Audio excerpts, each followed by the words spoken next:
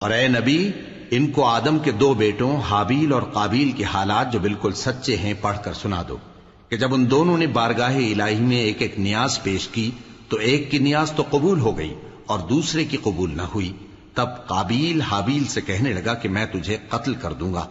اس نے کہا کہ اللہ پرہیزگاروں ہی کی نیاز قبول فرمایا کرتا ہے، اگر تو مجھے قتل کرنے کے لیے مجھ پر ہاتھ چلائے گا تو میں تجھ کو قتل کرنے کے لیے تجھ پر ہاتھ نہیں چلاؤں گا۔ مجھے تو اللہ رب العالمین سے ڈر لگتا ہے، میں چاہتا ہوں کہ تو میرے گناہ کو بھی سمیٹ لے اور اپنے گناہ کو بھی، پھر تو اہل دوزخ میں سے ہو جائے، اور ظالموں کی یہی سزا ہے۔ آخر اس کے یعنی قابیل کے نفس نے اس کو اپنے بھائی کے قتل ہی کی ترغیب دی تو اس نے اسے قتل کر دیا، پھر خسارہ پانے والوں میں ہو گیا۔ اب اللہ نے ایک کوا بھیجا جو زمین کریدنے لگا تاکہ اسے دکھائے کہ اپنے بھائی کی لاش کو کیسے چھپائے۔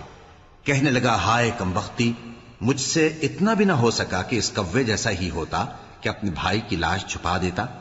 پھر وہ پشیمان ہو گیا۔ اس قتل کی وجہ سے ہم نے بنی اسرائیل کے ذمے یہ بات لکھ دی کہ جو شخص کسی کو ناحق قتل کرے گا، یعنی بغیر اس کے کہ جان کا بدلہ لیا جائے یا ملک میں خرابی کرنے کی سزا دی جائے، تو اس نے گویا تمام انسانوں کو قتل کیا، اور جو ایک انسان کی جان بچا لے تو گویا اس نے سارے انسانوں کو زندگی دے دی۔